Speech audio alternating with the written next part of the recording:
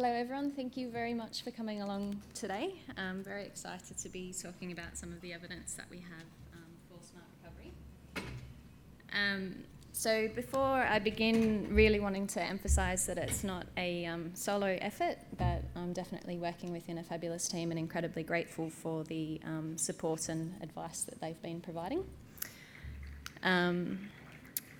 And also wanting to acknowledge the funding that I've been provided in terms of to support my time for being able to do the systematic review. So that's coming from that NHMRC Centre of Research Excellence, and of course in partnership with Smart Recovery. So if we begin thinking about mutual aid or the social, emotional, informational support that you have being given to and received by group members, it's oftentimes cited as an incredibly important element of people's recovery journey, whatever that may look like. It's something that is recommended by both Australian and international clinical guidelines. And I guess one of the most well-known, biggest, most researched way of being able to access mutual aid is from a 12-step type model, so AA or NA. However, for a number of reasons, individuals may not engage with a 12-step model. And given that it's incredibly important to be able to offer, I guess, a more tailored addiction support, it's important to be able to have an alternative option for being able to access mutual aid. Excitingly, that's where Smart Recovery comes in. So it is a potential alternative, and although it is grounded in evidence-based strategies, so as Amanda was describing, cognitive behaviour therapy, motivational interviewing, we wanted to find out more about how the evidence base around Smart Recovery as a mutual aid package. So that's where the systematic review comes in. So we're interested in seeing whether or not Smart Recovery had implications for treatment outcomes, whether in terms of the severity of addiction and consequences, for example, whether or not this is mediated by any particular process measures, for example, engagements or attendance, and also what's the evidence for feasibility, so starting to look at things like perhaps economic outcomes or satisfaction. Won't go into the methods too much because I've got a lot to get through in terms of the results, but just to provide a brief overview, in accordance with our, I guess, our aim of wanting to provide quite a vast overview of the literature, we adopted quite liberal inclusion criteria. So studies didn't necessarily need to be randomised to be included in our systematic review.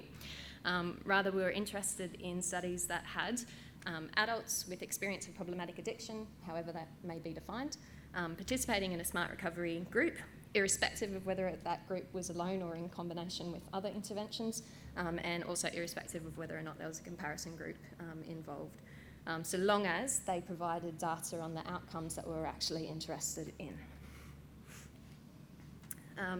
So synthesising the literature, running the searches, essentially came down to that we've got 12 papers at the moment that we're starting to look at. Got a little bit excited when I was starting to synthesise things. So some of the tables are a little bit detailed. I'll be going through what I feel to be some of the interesting things. If there's anything else that strikes you that you want more information about, feel free to jot it down and we can have a chat about it in question time. But the main things in terms of just a bit of a summary of the methodology, we've got 8 of the trials are published. We've got 4 which are unpublished doctoral dissertations. At the moment, I've got access to 7 of the 8 published articles and 3 of the 4 doctoral dissertations, so they're the ones that I'll be talking about mainly today.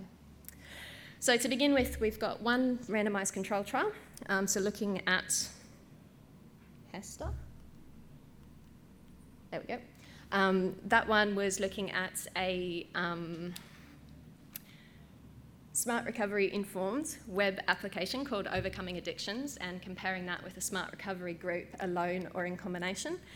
Interestingly enough, in this study, they actually had to abandon that design within I think it was about 3 months, because there was people who didn't want to be randomised to the app-only condition.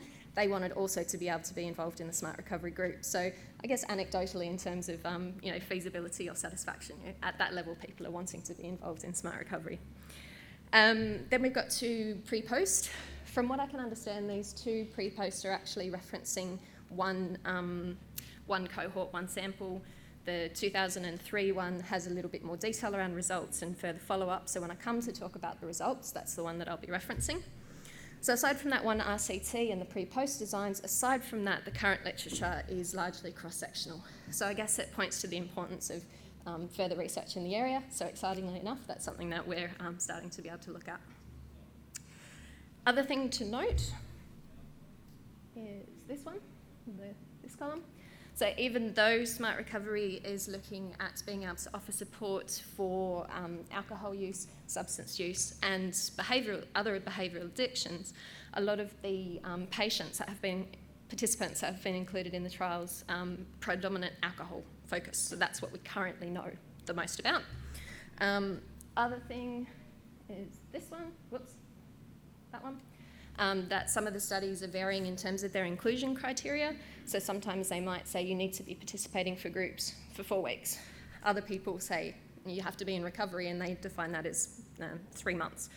So there's a lot of variability in terms of when people are recruited and how the cohorts are defined.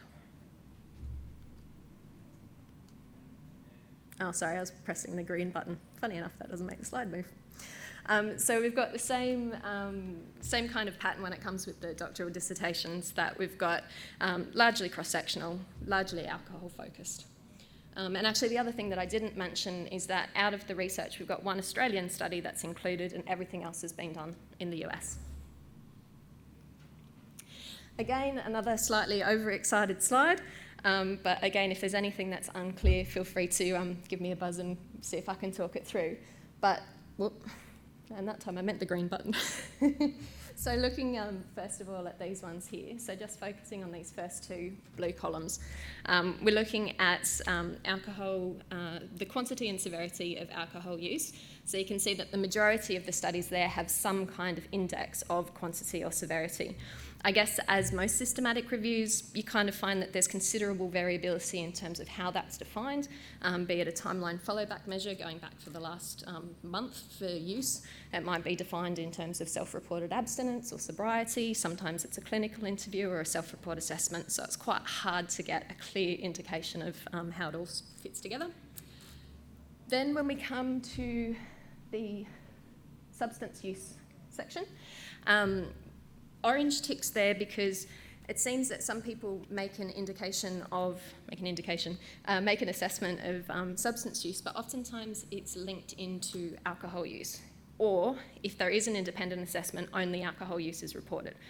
So again, it's less clear around the impact on substance use. And in terms of behavioural addictions at the moment, no evidence that I can find in terms of either frequency or severity of behavioural addictions. Only 2 of the studies had elements of feasibility, so things like satisfaction or, in fact, no one had any of the economic outcomes. A couple of qualitative examples of satisfaction. And then when we move across to the yellow section, again, great variability in terms of the types of process variables that people are looking at, and not necessarily always in the context of whether or not it influences treatment outcome. The one that most commonly came up seemed to be some kind of index of treatment engagement, be that in terms of the number of sessions, session frequency, treatment completion, duration of involvement, the elements of participation. So again, there's study-specific variation around how things are potentially defined. And when I say participation, again, and I'll come to that when we talk about the results, that there's a little bit of variation again in terms of how people define and then assess participation. Therapeutic process, that's things like readiness to change or group cohesion. Studies have looked at that. And then we've got locus of control, spirituality, religiosity, and self-efficacy. And I'll explain those a little bit more in detail when I come to the actual results section. But this is a kind of snapshot of what we know so far about what has been assessed across the studies. Okay, results time. If we start with the randomised control trial, what we're seeing is that in terms of all treatment conditions, demonstrated change across time. So this particular data is the 3-month outcomes. So there was a reduction in the percentage of days abstinent. If people chose to drink on a particular drinking day, there was also a reduction in the amount of drinks that they were having, and then also the consequences of alcohol use.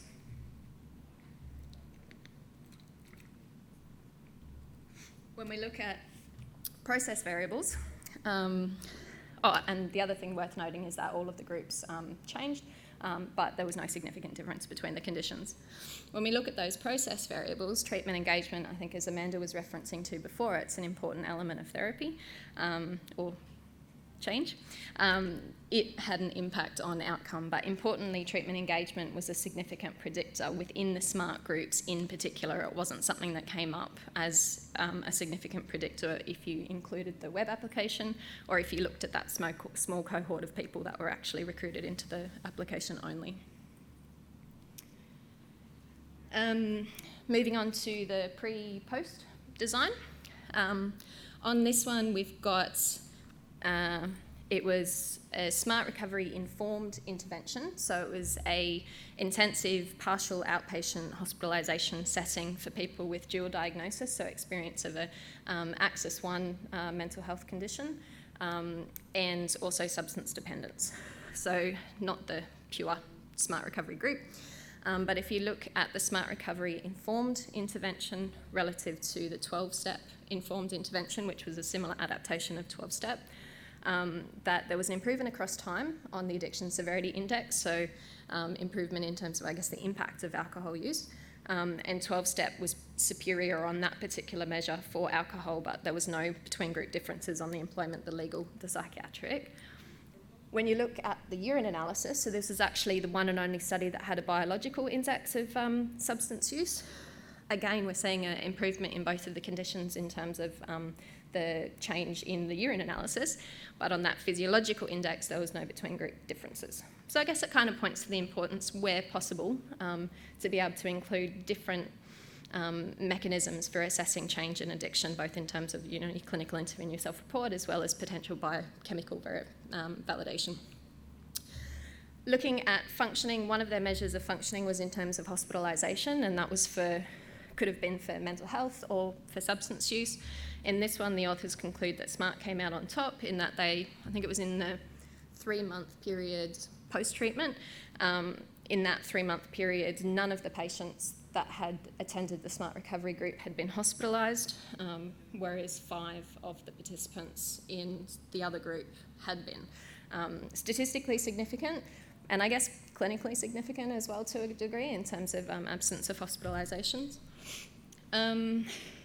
Quality of life, again, seeing an improvement across both of the groups.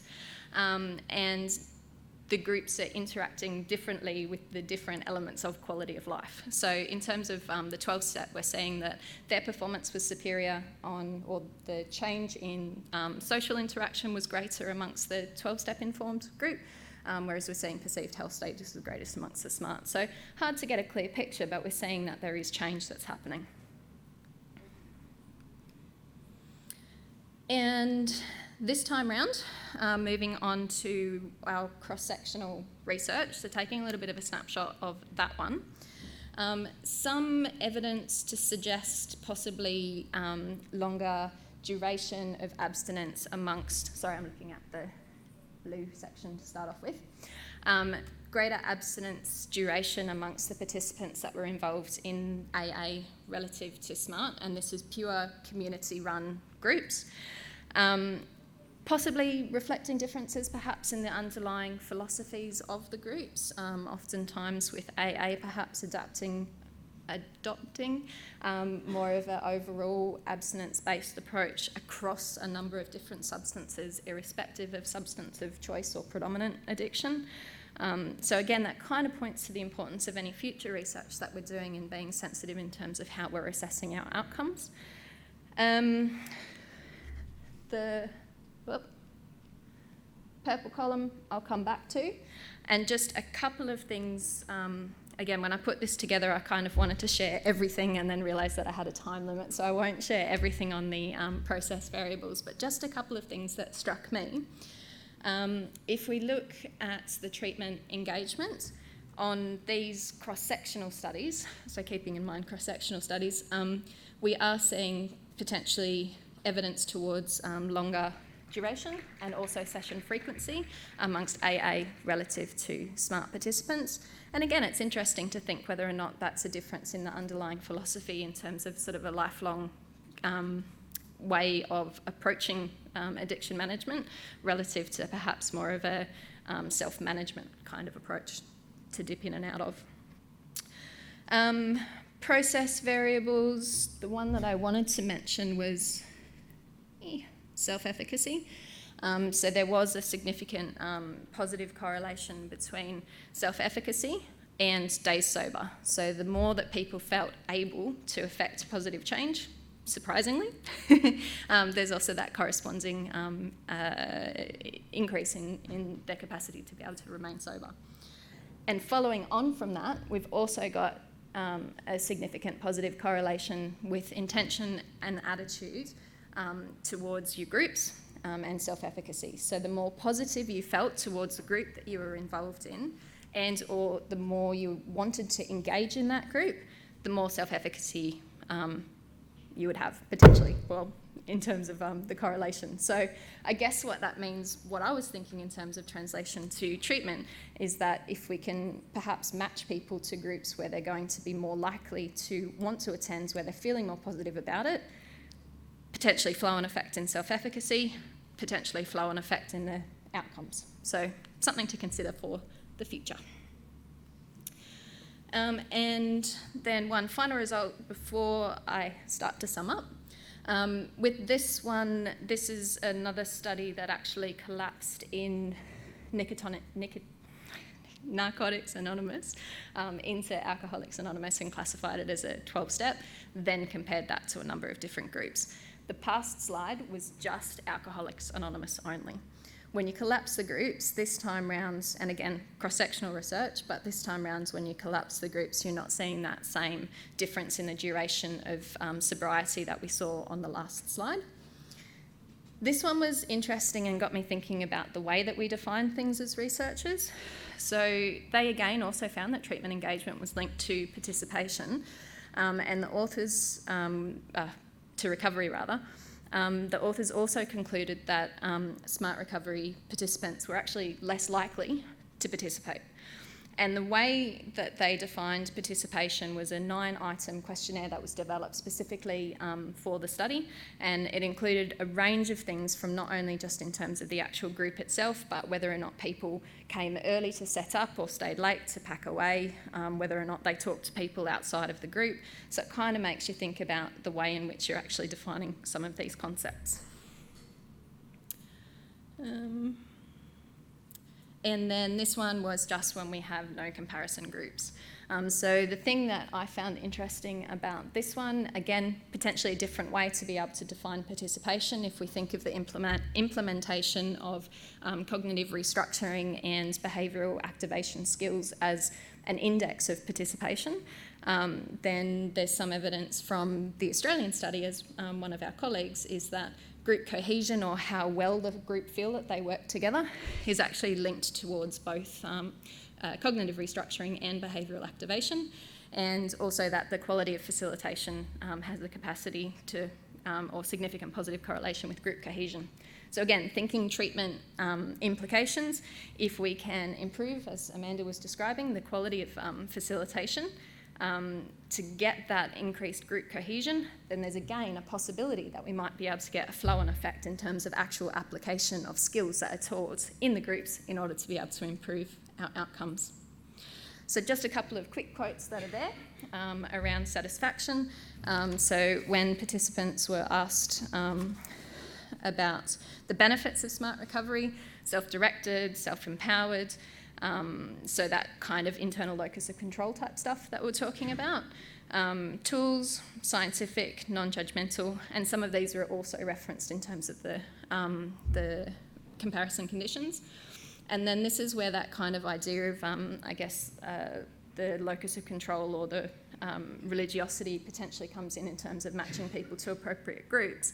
That when people were asked about what they liked about their primary group, they felt that their principles and philosophy aligned to SMART recovery, and that in a previous experience that perhaps the external kind of oriented locus of control or attributing difficulties to outside themselves was something that didn't fit for them, so that's why they enjoyed smart recovery.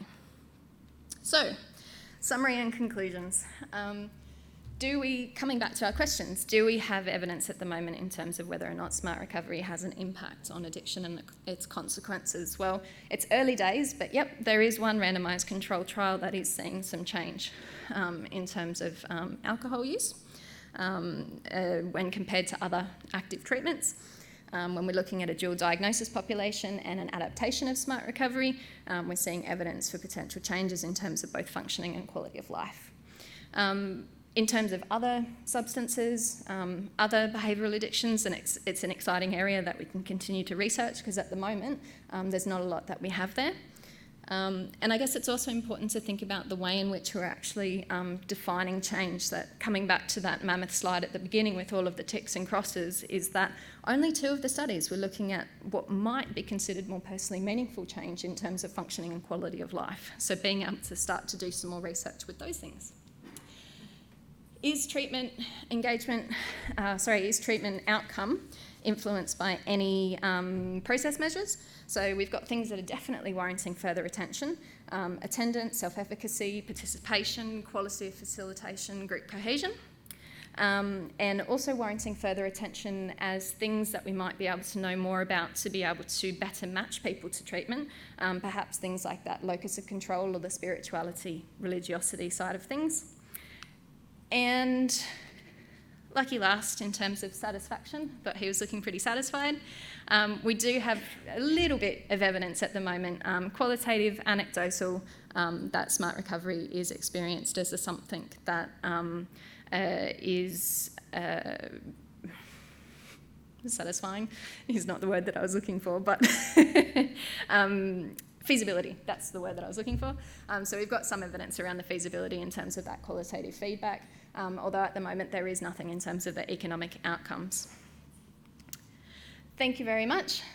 Thank you for listening. Appreciate it.